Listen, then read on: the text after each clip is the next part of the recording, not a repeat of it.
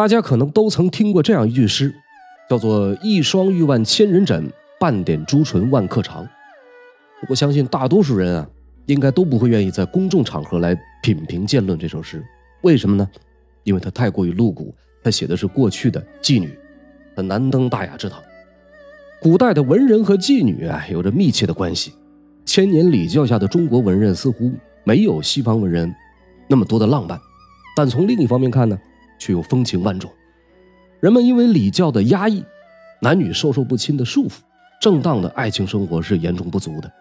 司马相如和卓文君他们的故事千古流传，但是这仅仅是个例，更多的人没有激情的初恋，只有合理的婚姻。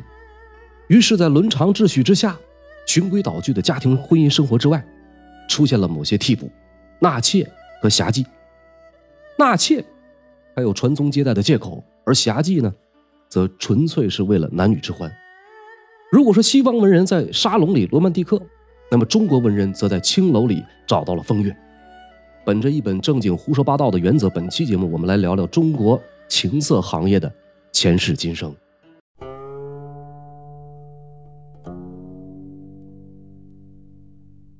说风月这个词啊，字面的意思是清风明月，后来泛指男欢女爱、风流风情场所。最早出自于汉武帝时李夫人赋习以云日陪回风月。而青楼呢，原意是指清漆粉饰之楼，起初的意思是比较华丽的豪门，并不是妓院，后来才渐渐和娼妓相联系。事实上，当人类步入文明社会的时候，妓女这个行业就已经产生了，它的历史几乎和人类文明一样悠久。现在有一个比较普遍的共识，那就是我们当今的社会是从母系社会走向的父系社会。母系社会距离我们很遥远，它到底是什么样子的呢？用通俗的话来说，就是女人承担着今天男人的角色。准确的来讲，那时候是没有婚姻制度的。当人类出现了财富的积累以后，就需要继承人来保护这份财产。继承人总不能随便找个人就来吧，那不就白白便宜别人了吗？所以呢，必须得是自己亲生的，并且要确认一定是自己亲生的。由此，婚姻这个东西就应运而生。那么没有婚姻的母系社会，它是怎么样延续后代的呢？群婚，看上谁就把他带回家。所以这个时期女人的一生啊，可以有无数的伴侣，贞不贞操的鬼东西也没有功夫在乎。但是当这个社会开始过渡到父权的时候，在男人们对世界的控制越来越强烈的时候，情况开始变得完全不一样。在婚姻的制约中，正常情况下，一个女人只能为一个男人生儿育女。换个角度而言呢，妻子被视为一个男人的私有财产。同时男人并不满足只有一个伴侣，为了满足自己的欲望，但同时呢又不能侵占别的男人，因此他们把目光投向那些非私有财产的公有财产，这其中的一部分就是妓女。关于谁是中国第一批妓女这个问题，在历史学界一直争论不休。有人说是巫女，有人说是奴隶。那么为什么会有巫女是第一批妓女的说法呢？这是因为有人把我们和国外进行了类比。在古巴比伦啊，有一类人被称为庙妓，这个庙呢就是寺庙的庙。他们居住在神殿里，四周需要用绳子拦着，每当一个男人走进来，就会物色好一个令自己满意的，然后把钱放在女子面前，这就意味着交易初步达成了。女子呢必须在神殿外和这个男子完成整个交易过程。有人将这个故事呢放到我们国家来看，说我们在同时期也是笃信巫神，并且也存在着类似于神殿中神女角色的巫女。巫女能言会道，善用奇巧之术，很有可能就是第一批妓女群体。这个说法啊，争议很大。在夏商时代，国人对巫术以及从事巫术专业的群体是极度推崇的。出门打仗、搬家、生孩子，处处都要占卜。这个神权的力量是难以想象的，有谁会敢于僭越神的旨意去和神的使者发生关系呢？所以在这里我们更倾向于另一个说法，奴隶妓女。说那个时候啊，人们到处征伐，打仗输了的一方要么被杀掉，要么呢就变成奴隶。什么是奴隶呢？就相当于养在家里的一个东西，一样物件。所以很多女性奴隶被掳走以后，放在家里，除了干活服侍主人以外，就是被用来满足生理心理需要，这就是最早的家妓之说。在此以后的很长一段时间里啊，妓女就是以这样的形式存在。这样看来呢，妓女似乎就成了一种很难流通的私产。所以很快就有人想到了，如果把妓女变成在市面上流通的商品，那不就可以靠这个来赚钱了吗？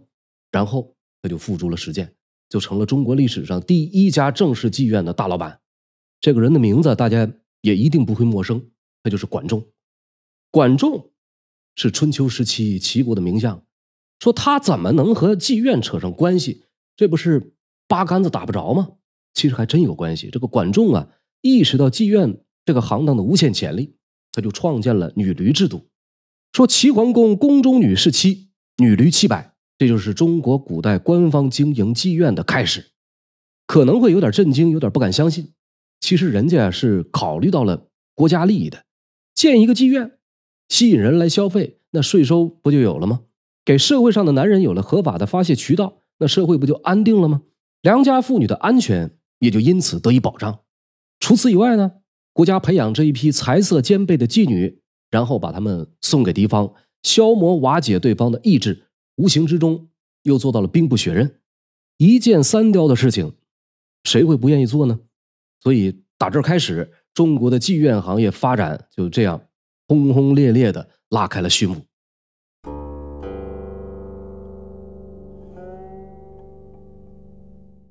通过考古和史料记载，人们发现妓女早在夏商时期就已经存在，但是只有王室和贵族才能拥有。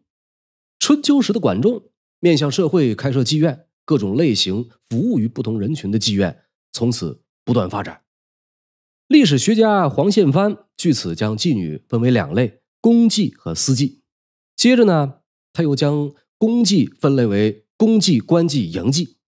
这个公妓呢，就是供天子娱乐。《晋书·武帝本纪》记载，太康2年，选孙浩妓妾5000人入宫，这其中妓妾5000人就是指的公妓。相对应的来看啊，这个官妓就是供地方官员娱乐。那么营妓是供谁享乐呢？是军营里的将校军士吗？有一本古籍叫《汉武外史》，里面曾经提到，说汉武始制营妓，以待军士之无妻室者。意思是汉代的时候，汉武帝为了犒劳军中的将士，就设立了一个营妓的制度。听上去非常有道理，但是经过研究考证，人们发现汉武外史的描写太扯了。这本书压根儿就不是汉代所写，他所描述的营妓纯属偷换概念。营妓的前身是女乐。管子·轻重甲记载，昔者节之时，女乐3万人，端造陈乐，文于3衢。女乐这个词啊，完全可以望文生义的理解，它就是从事娱乐行业的女性。对标到现代啊，他们就相当于今天的国家剧院或者文艺演职人员，人家是正儿八经的文艺工作者。汉代啊，是女乐发展的鼎盛时期，这些有着音乐歌舞技的女性最初服务于宫廷，之后呢，渐渐拓展到王侯将相，再到地方军政府衙，最后进入军营，为上层军官服务，成为军中女乐。需要注意的是，这里是上层军官，不是普通士族。汉代掖庭女乐的主要来源大致有4个方面：良家子弟、臣下蓄养、郡国贡献以及官宦子弟。到了南北朝时期的北魏，开始出现什么呢？出现将罪犯战俘的妻女后代编入乐籍，由官方统一管制。这些人啊，世代以娱乐他人为业，社会地位比较低贱，只能和门当户对的同级通婚。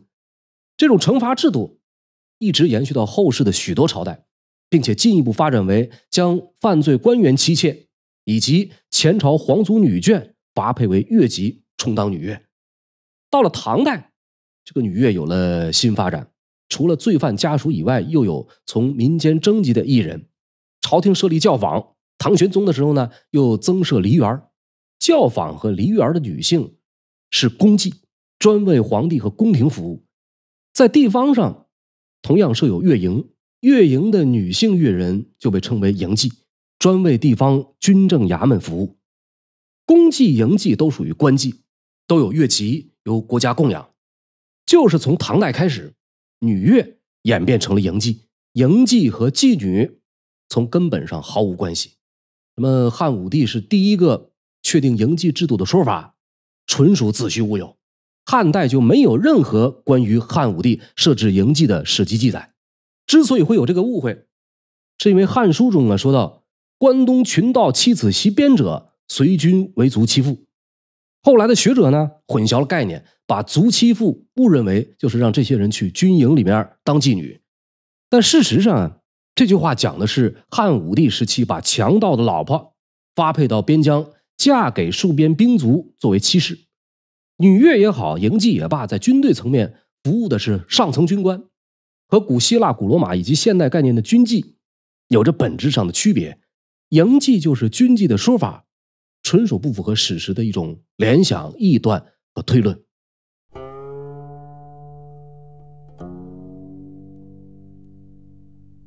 唐代是一个包容性极强的时代，教坊里的公妓都是具有专业技艺的艺术家。唐代教坊分左右，左边是严正坊，住的都是擅长舞蹈的女妓，右边呢是光宅坊，住的都是擅长唱歌的女妓。教坊专门为皇帝和宫廷提供服务，御前表演能歌善舞。宫廷歌舞伎因其较高的才艺，有机会接触上层贵族，并且受到最高统治者的青睐。除了宫廷以外，在地方上的官员们有宴客或者自己消遣的，往往也会招妓寻乐，这就是官妓。唐代的官妓里面最有名的当属蜀妓薛涛，才思敏捷，艳名远播，和元稹、白居易、刘禹锡等人都有来往。公妓、官妓以及营妓都属于官方管辖和服务范畴的公妓，没有人身自由，不能随意脱籍。和公妓相对的还有私妓，一种是家妓，或豪门权贵，或文人阶层，或纨绔子弟，因不同需要养于家中。一种呢是民妓，在各大城市自我营业，靠着卖艺或者卖身赚取钱财谋生。这些人有的因为生活所迫，有的是被骗、被拐、被贩卖，沦落风尘。他们同样是以歌舞表演、诗词财富吸引顾客，但是社会地位要更加的低下。在当时最繁华的都市长安城，分布着规模不一的众多里坊。在靠近皇城的东南一角，有并排3条长达数百米的曲巷，曲巷里面全部都是大大小小的妓院。这个地方就是长安城著名的红灯区平康里。平康里这3条曲巷，南曲和中曲里面都是高级妓女，剩下一个靠着墙的曲巷，住的都是相对平庸的。他们的主要服务对象是参加科举考试的文人，以及一些公子王孙、风流才子。唐朝社会极为重视科举中第，人人都渴望考取功名，从此光宗耀祖。10年甚至数十年的苦读，在经过科举考试之后，人们就会将压抑已久的情绪表达出来。最常见的就是寄情于妓馆，纵情放肆。青楼酒肆之中的风尘女子，不仅能够谈论诗赋，还能带来声色欢愉。他们久经风月，吟诗作赋，张口就来，口才极佳，反应迅速，在酒宴之中增加了席间的娱乐气氛，也满足了文人骚客们的心理需求和精神享受。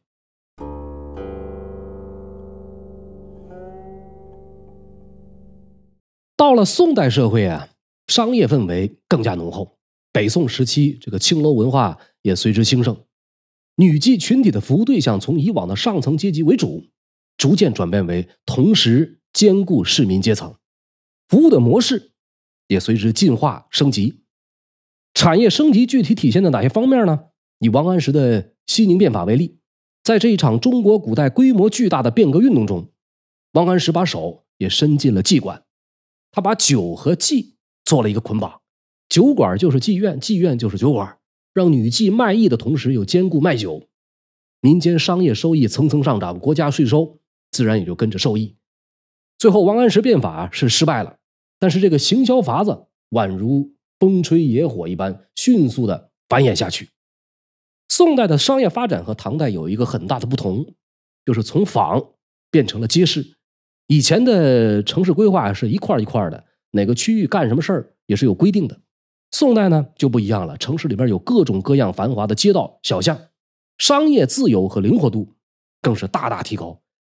北宋时期都城东京汴梁的主要商业区，青楼妓院、瓦舍勾栏、茶肆酒店遍布其间，在京正店72户，此外不能遍数其余皆谓之角店。正店呢就是大型酒楼，角店呢就是我们今天的苍蝇馆子。在这些数量众多、规模较大的酒楼里边，有的是正规餐饮行业，有的呢就是在搞一些特殊服务。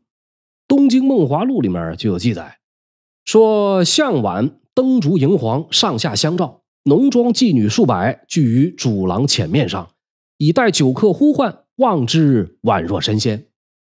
如果到了饭点儿，华灯初上的时候，和几个狐朋狗友结伴走在东京最繁华的街上，这时候就能看到街道两边的酒楼啊，有好多美女，翩若惊鸿，恍若神仙，这谁能不迷糊啊？东京汴梁啊，没有天上人间，但是如果身份更加显赫，待遇也就相对更好一些。酒楼都是小菜一碟，你可以选择去最高等级的歌馆，放到今天呢，可以理解为那种 VIP 会员制的高级私人会所，一切服务都是为客人量身打造，并且在这里面的从业人员相比之下要更加精通诗词音律，才情容貌也更是百里挑一，听着是不是很美妙呢？但是如果只是一个市井普通商贩小民，那欢迎你的就只有瓦舍勾栏了。孟良录记载，瓦舍乃是临时泄欲之所，价廉如瓦，易聚易散。因为消费啊便宜，低廉如瓦片，所以叫瓦舍。来瓦舍的人很多是为了释放生理欲望，来也方便，去也容易。什么风花雪月、才子佳人，在这里是不存在的。和唐朝相比，北宋时期坊乡制、宵禁制都已经废除，市民在夜里可以自由出行买卖。东京汴梁城中发展出了大量的瓦舍，一个瓦舍有各种勾栏，可以多达数十座，每天都在上演着各种各样的表演艺术，唱歌的、跳舞的、演影戏的、说评书的，五花八门，风雨无阻。南宋迁都临安以后沿袭了东京的风尚，勾栏、瓦肆、妓院、青楼、酒楼、茶馆在临安城中同样遍地都是。夜以继日的歌舞升平成了市民日常消费的一部分。法国的一位汉学家谢和奈提到，杭州城妓业的发达让外国人无法相信，举凡酒肆、食店、客栈、市场、瓦子勾栏、街坊、桥头，几乎没有一个公共场所见不到成群结队的妓女。即便大敌压境，临安城中仍然是一片歌舞升平，真是应了那句暖风熏得游人醉，只把杭州做汴州。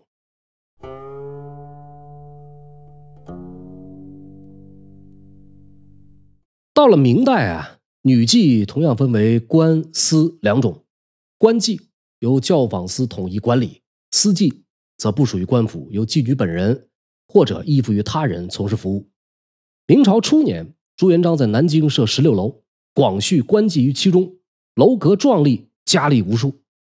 那么按照正常的制度，教坊司是做什么的呢？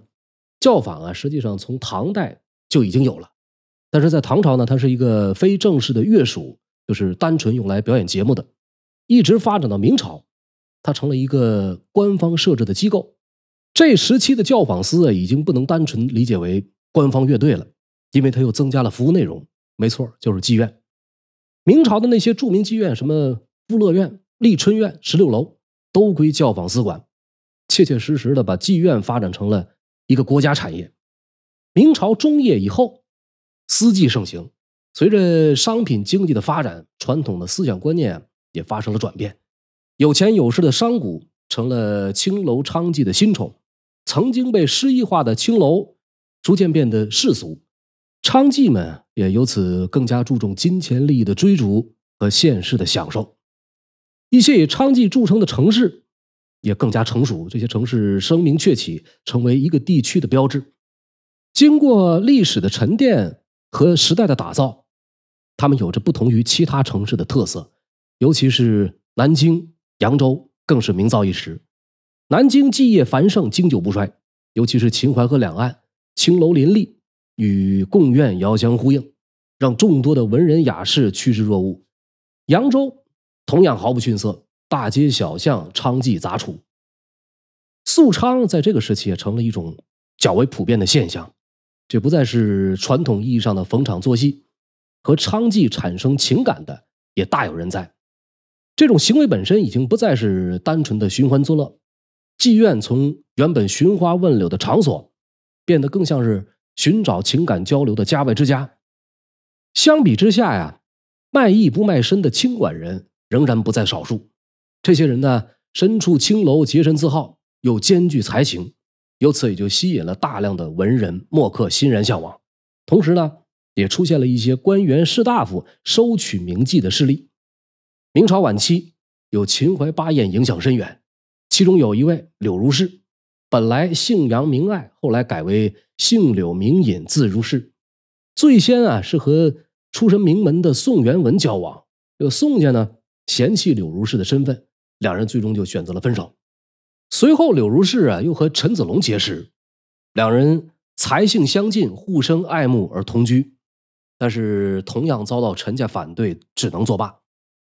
崇祯13年，柳如是和钱谦益走到了一起，两人最终呢冲破阻力，结为夫妇。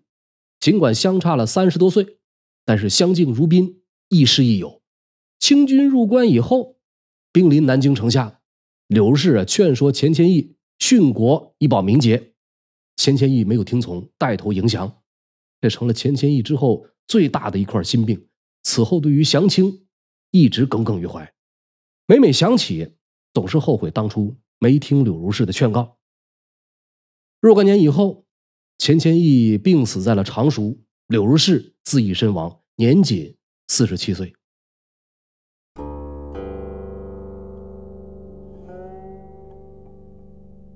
到了清朝，由于当局大力禁娼，清朝前期已经没有官妓、私妓之类的概念，江南青楼业持续凋敝，开门营业的青楼寥寥无几，大致到了乾隆年间才再次繁盛起来。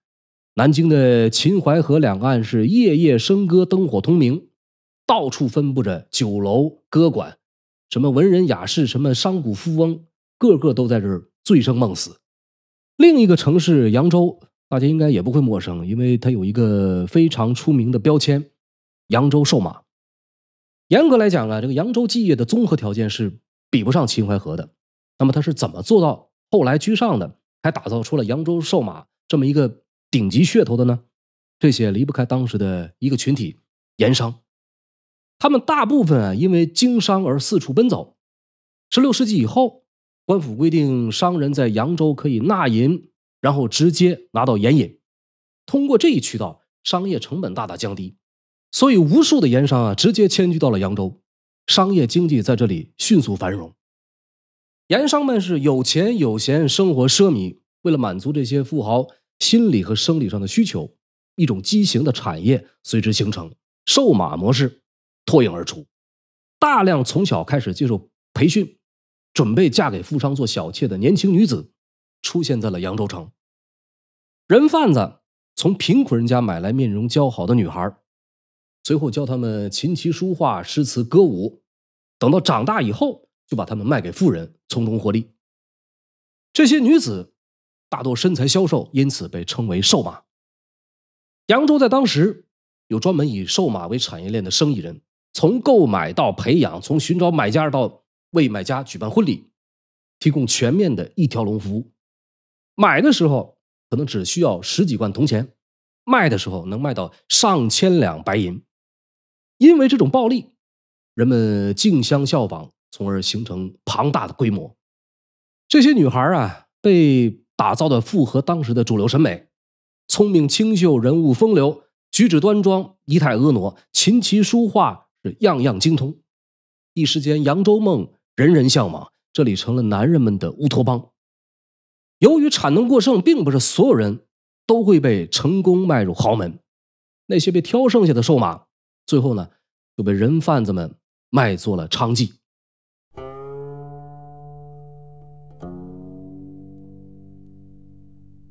即使到了社会危机深重的晚清，妓院依旧是一个经久不衰的行当。清朝末年到民国以后，内忧外患，战争不断，政府无能，经济衰败，但这个时期的娼妓业反而更加繁荣。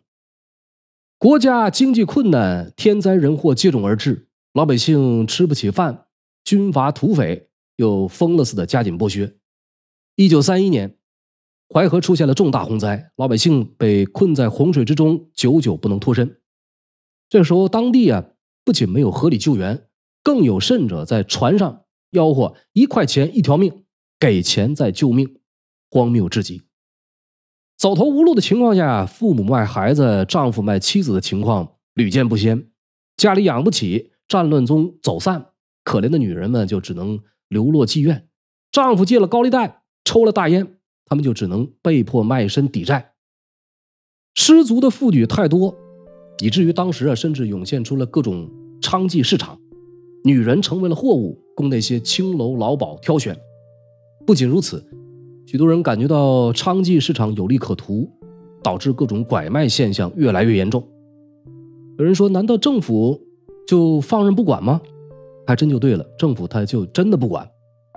政府甚至就直接把妓院当做了一种政治交易的场所，敛财的工具。为了弥补财政亏空，他们想到了花捐。简而言之呢，就是通过大量发展娼妓业来收税，从而增加财政收入。所以那个年代妓女是持证上岗，每个妓院里的妓女都会有一张妓女证。失足少女越来越多，政府又扶持妓院扩张，双重叠加，可想而知民国时期的妓院有多泛滥。数以万计的名妓暗娼将自己委身于阴暗的房间里，消磨自己的青春与肉体。一直到了49年以后，娼妓制度被取缔，这种情况才得以改观。但是妓女这个古老行业并没有消失，他们开始隐藏在每个城市的角落，随时准备着为了一张张钞票敞开胸怀，迎接中外来客。感谢您收看收听我这一期一本正经胡说八道的节目，如果喜欢欢迎订阅我的频道。本期节目到此结束，我们下一期不见不散。